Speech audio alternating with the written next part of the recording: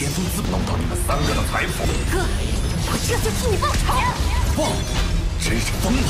要是毁我者，也算聊胜于无。最后一排，你们见识一下我的死！既如此，便让殿下就那人类不见了，只要不出一头怪兽。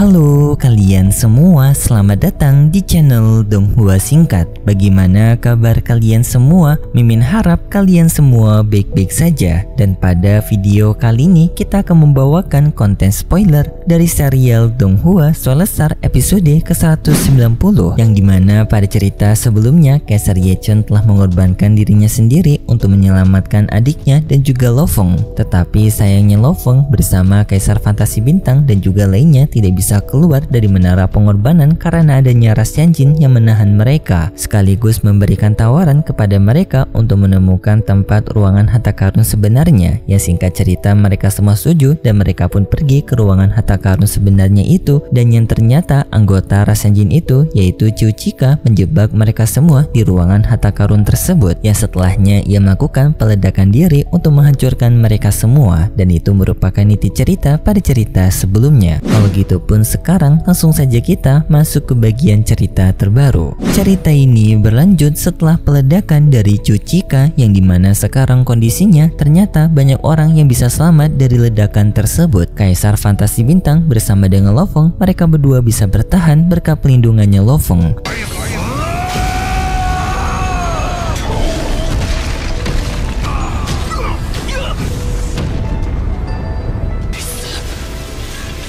Melainkan Kaisar Piercing Tiger, yang sebenarnya pada cerita ia mengalami luka, tetapi sebenarnya sedikit info di novel sendiri bukan Kaisar Fantasi Bintang yang bersama Lo Feng, melainkan Kaisar Piercing Tiger, yang sebenarnya pada cerita ia mengalami luka akibat ledakan tersebut sampai kehilangan 50% energi undyingnya. Tetapi karena di sini merupakan Kaisar Fantasi Bintang, yang dimana juga Kaisar Fantasi Bintang selalu dilindungi oleh Lo Feng menggunakan sayapnya, jadi kemungkinan besar pada cerita ini juga Kaisar Fantasi Bintang akan juga mendapatkan pelindungan dari Lo Feng. Sedangkan untuk Kaisar Qi Changji ia tidak mengalami luka, dan juga Kaisar Lonceng Ungu ia juga tidak mengalami luka, yang hal ini menimbulkan kecurigaan kepada Kaisar Lonceng Ungu karena seharusnya kekuatan dari Kaisar Lonceng Ungu tidak akan mampu untuk bertahan dari ledakan tersebut, yang artinya Kaisar Lonceng Ungu memiliki rahasia yang dapat melindungi dirinya. Kaisar Qi Changji curiga bertanya kepada Kaisar Lonceng Ungu apakah Kaisar Lonceng Ungu masih memiliki katutur rahasia. Kaisar Lonceng Ungu membenarkan hal tersebut dengan alasan untuk pertahanan hidupnya, tetapi hal ini tidak disukai oleh Kaisar Qi Changji karena menganggap Kaisar Lonceng Ungu yang tidak jujur dan menutupi kekuatannya. Setelahnya mereka semua mencoba untuk mendekati kembali peti harta karun yang dirantai tersebut, dan mereka semua mencoba untuk menghancurkan rantai itu, tetapi usaha mereka semua gagal, dan para anggota ras Tianjin lainnya yang berada di ruangan kontrol mereka merendahkan para penyusup tersebut yang diyakini tidak akan pernah bisa untuk membuka peti harta karun tersebut. Kaisar Qi Changji sadar kalau mereka tidak akan pernah bisa mendapatkan harta karun ini, jadinya pun Kaisar Qi Changji menekankan kepada semua orang untuk menggunakan teleportasi negara dewa keluar dari tempat ini tanpa adanya pertempuran di antara mereka. Tetapi hal ini justru menjadi sebuah tanda yang sangat berbahaya, karena jika menggunakan teleportasi negara dewa maka titik lokasi dari negara dewa mereka masing-masing akan ketahuan, yang justru akan memberikan ancaman yang lebih berbahaya. Mereka semua menolak suruhan dari Kaisar Qi Changji dan justru berbalik menyuruh kepada Kaisar Qi Changji untuk menggunakan teleportasi negara dewanya duluan, baru nantinya mereka masing-masing akan juga menggunakan teleportasi dari negara dewa mereka masing-masing. Hal ini akan mencegah untuk Kaisar Qi Changji tidak mengetahui koordinat dari negara dewa mereka masing-masing, yang artinya usulan ini yang lebih kuat pergi keluar duluan dan sedangkan lainnya akan menyusul sampai yang terlemah. Dan karena situasi ini secara tidak langsung Lo Feng, Kaisar Fantasi Bintang dan juga Kaisar Lonceng Ungu mereka semua setuju untuk Kaisar Qi Changji yang pergi keluar duluan. Kaisar Lonceng Ungu juga mengancam kepada Kaisar Qi Changji agar ia tidak bertindak kelewatan dengan ia akan merekam semua ini dan akan melaporkannya kepada pihak aliansi mereka. Tetapi Kaisar Cicangji tidak takut dengan ancaman tersebut karena menganggap mereka sekarang yang berada di menara pengorbanan yang membuat koneksi mereka dengan dunia luar telah terputus. Dan di sini Kaisar Cicangji sudah tampak condong ingin merebut harta yang dimiliki oleh Lo Feng dan juga Kaisar Lonceng Ungu.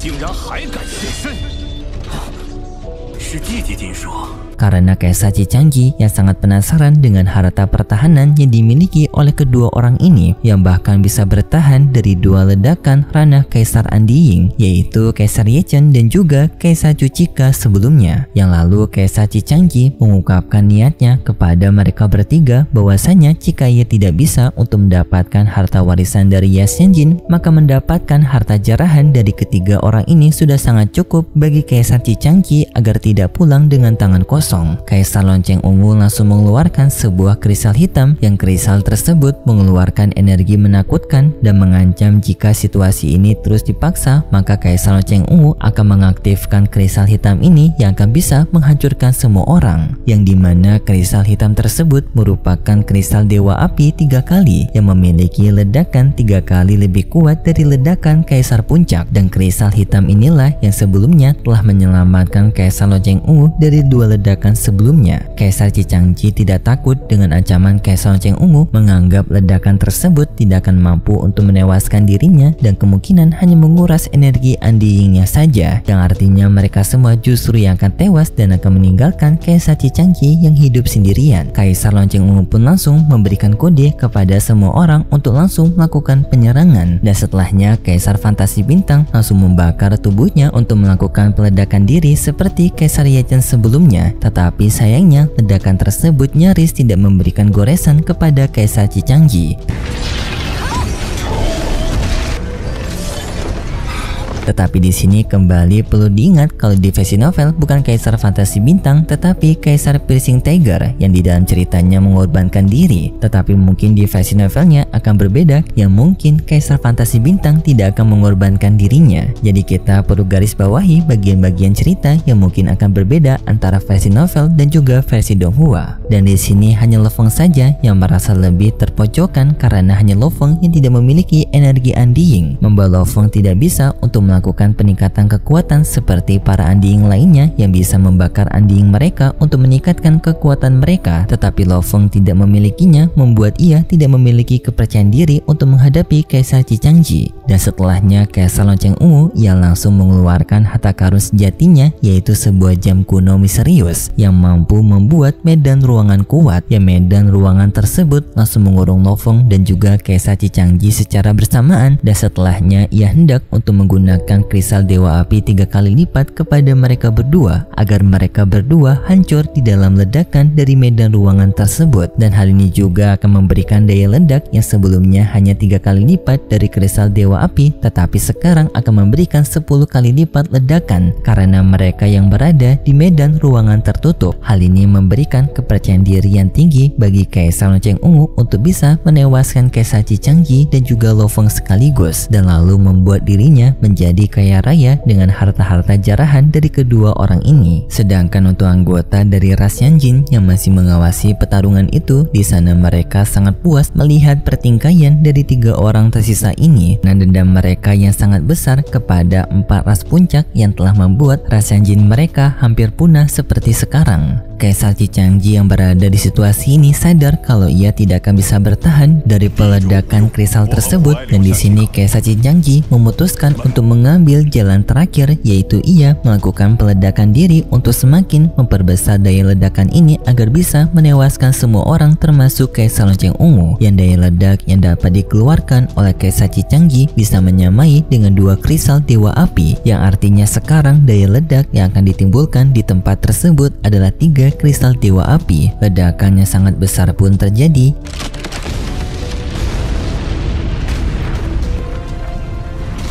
Yang ledakan tersebut melampaui kendali dari Kaisar Lonceng Ungu, dan Kaisar Lonceng Ungu mencoba mati-matian untuk mengendalikan harta karun kunonya agar harta karun itu tidak bocor dari daya ledak tersebut, yang sampai Kaisar Lonceng Ungu membakar 26% dari tubuh Andiyingnya. yang dengan cara ia juga memfokuskan daya ledak tersebut ke bawah tanah yang seketika pun menghancurkan bagian bawah dari ruangan harta itu, yang bahkan sampai membuat peti harta karun yang dirantai juga ikut terhempas ke bawah, yang membuat lingkungan ruangan harta karun mengalami kerusakan yang sangat masif. Sedangkan Lo Fong yang menghadapi ledakan tersebut, Lo Fong memiliki cara, yaitu dengan ia menyimpan tubuh manusianya ke dalam dunia internalnya dan menyisakan sayap Shao-nya untuk melindungi cincin dunia, yang hal ini berhasil menyelamatkan tubuh manusia dan juga dunia internal Lo Fong juga selamat karena perlindungan dari sayap Shao, membuat Lo Fong selamat dari ledakan tersebut. Kaisar Lonceng Ungu yang masih hidup, ia merasa sangat puas karena sekarang ia bisa mendapatkan harta karun yang sangat banyak. Yang Kaisar Lonceng Ungu melihat banyak sekali harta yang berhamburan dan ia pun mencoba untuk mengumpulkan harta-harta tersebut, sedangkan Lo Fong secara bersamaan menggunakan tubuh klan Moshanya untuk mengambil harta-harta tersebut secara diam-diam, yang sampai Lo Fong bisa mendapatkan kotak harta karun berantai, yaitu kotak sebelumnya yang tidak bisa dilepas rantainya, tetapi akibat dari ledakan sebelumnya membuat kotak itu telah terlepas dan Lo Fong berhasil mendapatkan harta karun tersebut secara diam-diam. Kaisar Lonceng Ungu ia dibuat sangat kaget dan juga kebingungan karena ia sudah mencari kemana-mana tetapi tidak menemukan kotak harta karun itu, dan tak lama kemudian Lo Fong pun menunjukkan dirinya berterima kasih kepada Kaisar Lonceng Ungu karena telah membantu dirinya mendapatkan harta karun ini. Hal ini pun seketika membuat Kaisar Lonceng Ungu dibuat sangat kaget karena kondisinya Lo Fong yang jauh lebih baik daripada dirinya. Seharusnya dari ledakan sebelumnya Lo Fong sudah tewas, tetapi tanpa tubuh Lo Fong yang jauh lebih baik daripada Kaisar Lonceng Ungu yang telah kehilangan 26% energi undyingnya. Hal ini juga membuat para anggota ras Yanjin yang mengawasi mereka kaget dengan kemampuan pertahanan Lo Fong. Mereka sadar Lo Fong memiliki rahasia besar pada teknik pertahanannya, dan karena sekarang menganggap menara warisan yang sudah tidak lagi berguna, yang karena mereka juga telah mendapatkan warisan utama dari ras Yanjin mereka, yang lalu pun di sini anggota ras Yanjin berniat untuk melakukan prosedur peledakan menara, dan setelahnya para anggota ras Yanjin menggunakan negara dewa mereka pergi meninggalkan menara pengorbanan. Sedangkan untuk Kaisar Lonceng Ungu dibuat sangat kesal karena dari semua harta yang tersebar, Lo Fong mendapatkan jatah yang lebih besar daripada dirinya, padahal Kaisar Lonceng Ungu yang lebih banyak melakukan pengorbanan seperti pengorbanan energi undyingnya dan juga kristal dewa apinya, tetapi justru ia lebih sedikit mendapatkan harta, dan Lo Fong pun dengan segera kabur dari Kaisar Lonceng Ungu karena Lo Fong yang masih belum bisa untuk bertarung mengeluarkan potensi penuh kekuatannya, yang karena ruangan sempit membuat Lo Fong tidak akan bisa untuk menggunakan tubuh tanduk emas. Kaisar Lonceng Ungu ia dengan segera mencoba untuk mengejar Lo Fong, merebut kembali harta-harta yang telah Lo Fong ambil dan juga mencegah kebocoran dari kartu truf utamanya yang menyebar, karena Lo Fong yang telah mengetahui kartu truf utama dari Kaisar Lonceng Ungu yaitu harta jam kuno alias medan ruangan kosong. Singkatnya Lo Fong berhasil untuk memancing keluar dari Kaisar Lonceng Ungu, yang setelah Lo Fong keluar ia langsung menggunakan tubuh dari tanduk emasnya, yang seketika membuat Kaisar Lonceng Ungu dibuat kaget karena tiba-tiba saja adanya monster raksasa yang muncul di hadapannya. Dan di sana Kaisar Lonceng Ungu sadar kalau ini merupakan Kaisar Sayap Perak, tetapi Kaisar Lonceng Ungu dibuat bingung karena seharusnya Kaisar Sayap Perak berwarna perak bukan berwarna emas. Yang setelahnya terjadi pertarungan singkat di antara mereka berdua, tetapi dalam pertarungan itu Kaisar Lonceng Ungu sudah sadar kalau ia tidak akan bisa menang melawan Lo Fong, jadinya pun ia memutuskan untuk kabur dari sana menggunakan teknik teleportasinya. Hal ini membuat Lo Fong tidak bisa untuk menghabisi Kaisar Lonceng Ungu, tetapi secara bersamaan juga membuat Lo Fong sadar bahwasanya teknik teleportasi ataupun teknik penghentian waktu merupakan teknik yang penting bagi para pejuang yang telah berada di ranah Kaisar Puncak, karena jika tidak memiliki teknik tersebut maka kesempatan bagi lawan mereka kabur akan sangat besar. Kaisar Lonceng Ungu yang telah melarikan diri, di sini ia dibuat sangat marah kepada Lo Fong dengan ia memiliki dendam yang besar untuk menghabisi Lo Fong karena dua alasan sebelumnya, yaitu harta-harta telah diambil oleh Lo Fong dan juga Lo Fong mengetahui rahasia dari harta kunonya yaitu jam kuno. Kaisar Lonceng Ungu langsung memikirkan cara untuk membuat rencana melakukan pemburuan Lo Feng secepat mungkin. Kembali kepada Lo Feng yang masih merenung dengan semua kejadian yang telah ia lalui pada Menara Pengorbanan, karena di sana Lo Feng telah kehilangan dua sahabat barunya, yaitu Kaisar Fantasi Bintang dan juga Kaisar Ye Chen. Ia sangat tak menyangka bahwasannya persaingan di antara para kaisar akan menjadi persaingan yang sangat mengerikan. Hal ini membuat Lo Feng mengingat pesan peninggalan dari Huyanbo, yaitu menghormati di alam semesta yang luas dan tidak bersikap sombong, karena situasi yang tidak menentu akan bisa terjadi kapanpun, seperti di Menara Pengorbanan sebelumnya yang teknik teleportasi dan juga pemindaian menjadi tidak berguna karena pemblokiran dari Menara Pengorbanan. Dan Lo Feng sadar keberuntunganlah yang telah menyelamatkan dirinya dari semua situasi sebelumnya. Setelahnya Lo Feng masuk ke dalam dunia virtual, yang di dalam dunia virtual tersebut Lo Feng bertemu dengan Tian Chen, yaitu sahabat dari Kaisar Ye Chen. Di sana Kaisar Tian Chen bertanya mengenai kondisi dari Kaisar Ye Chen, karena Kaisar Tian Chen sendiri telah mendapatkan pesan terakhir dari Kaisar Ye Chen sebelum ia tewas, yang pesan tersebut berisikan bahwasanya Kaisar Cicangji telah menewaskan Kaisar Ye Chen. Lo Feng membenarkan hal tersebut, tetapi Lo Feng juga memberitahu bahwasanya Kaisar Cicangji juga telah tewas karena peledakan diri juga, yang karena situasi yang memojokkan Kaisar Cicangji. Dan lalu pun mereka berdua sama-sama berduka cita atas kehilangan teman mereka. Tetapi Lo Feng juga tidak memberikan cerita yang lebih lengkap mengenai Kaisar Lonceng Ungu yang masih selamat, karena Lo Feng tidak ingin membuat Kaisar Tian Chen ikut dalam permasalahan ini yang justru akan membebani Kaisar Tian Chen. Yang sekaligus Lo Feng juga sadar bahwasanya permasalahan antara Lo Feng dan juga Kaisar Lonceng Ungu merupakan permasalahan pribadi yang akan diselesaikan satu sama lain secara langsung. Siapa yang bisa menghabisi duluan di antara mereka berdua. Tetapi untuk pembahasan konten spoiler sampai di sini dulu. Dan kalau gitu pun terima kasih buat kalian semua yang sudah menonton video ini sampai akhir. Jika kalian suka dengan video kali ini, bisa beri like serta subscribe, dan sampai jumpa di video selanjutnya. See ya. 凤凰巅峰自弄到你们3个的财富。哥，我这就替你报仇！不，真是疯了！要是唯我者，也算聊胜于无，最后一排。你们见识一下我的，仅此便让。